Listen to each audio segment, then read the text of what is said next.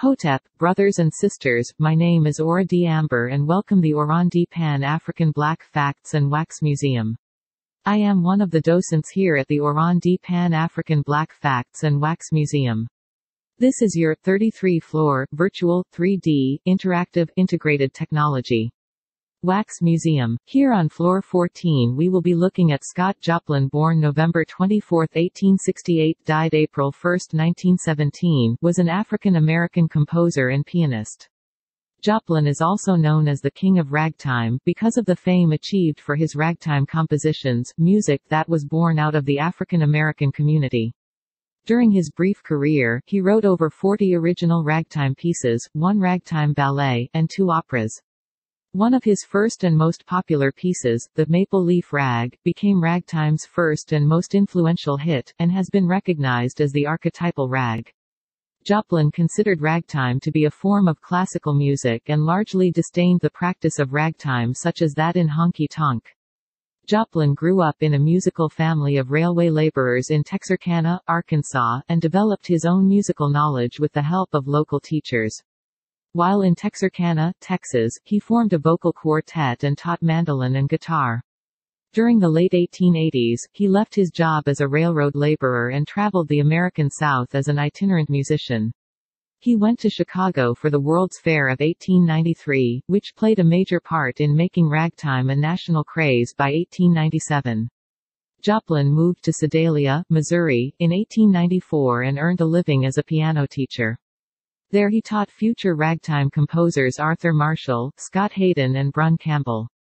He began publishing music in 1895, and publication of his Maple Leaf Rag in 1899 brought him fame.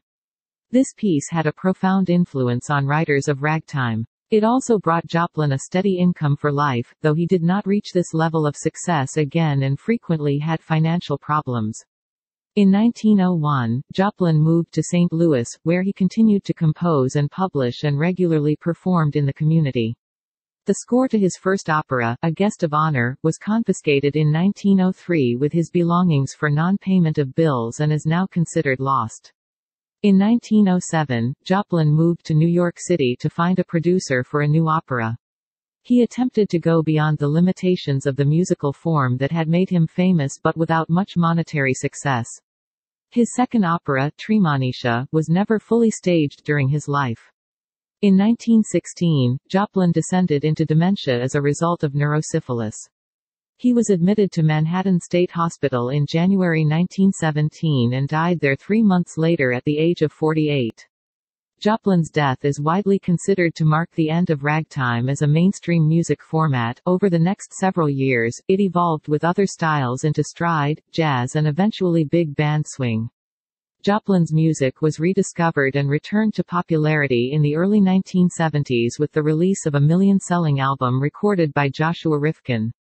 This was followed by the Academy Award-winning 1973 film The Sting, which featured several of Joplin's compositions, most notably The Entertainer, a piece performed by pianist Marvin Hamlisch that received wide airplay.